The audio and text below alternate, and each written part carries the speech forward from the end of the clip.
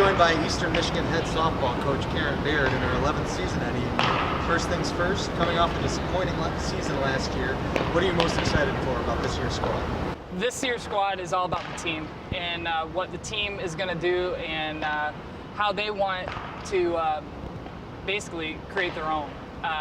They're looking at making sure that they leave a legacy, and that legacy is getting back to the MAC tournament, winning the MAC championship, and making sure that that is what we want for the future. You've got a good nucleus of returners coming back, including solid pitchers such as Jenna Gnowski, Lindsay Rich, and Lauren Wells. How will they and the rest of the returners benefit you? Our pitching staff, I would take any one of them over any pitcher in the MAC right now, and all year. And I've told them that from the minute we stepped down in Georgia, in Florida. We said it last weekend. They're the best three pitchers, and we're excited about all three of them coming into this year. Right now we have Jenna and Rich pitching really well, and Wells is coming along, and it's just part of the development, and we're excited for what's coming. What about the rest of your senior class, such as Melly Quillard and Katie Blaharski? What do they bring from a leadership standpoint? Well, first of all, they both have taken on a whole new role this year. Katie Blaharski being our starting center fielder the last 3 years and is now a shortstop, and Nellie being our starting second baseman is now our third baseman. Both of them stepped up, been team players. Both of those roles have been obviously a different story for them, but they've stepped up to the challenge, and they're both leaders on and off the field, and they've really taken this team under their wings. You bring in 6 freshmen to this year's squad. What type of role will they play this season? All different.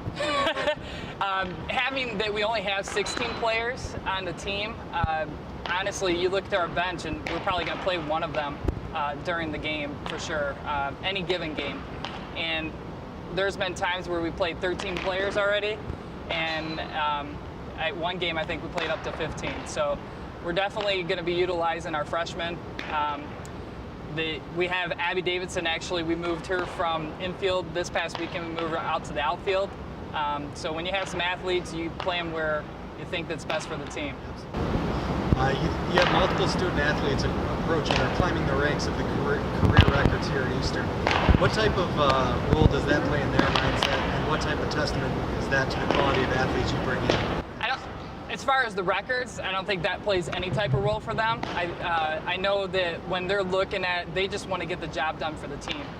We were just talking about as far as putting the ball in play, what type of hitter you are, and with them, they're staying within themselves and knowing what they can do on the field. What is it about your athletes and their approach to the classroom that keeps them ranked in the top 10 academically every year in the nation? Is it something that just comes with recruiting the right kids? Definitely with the right kids.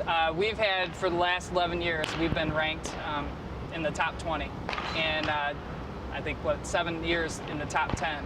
And we have certain restrictions, obviously, that we implement with them in the classroom, but we take a lot of pride with our academics.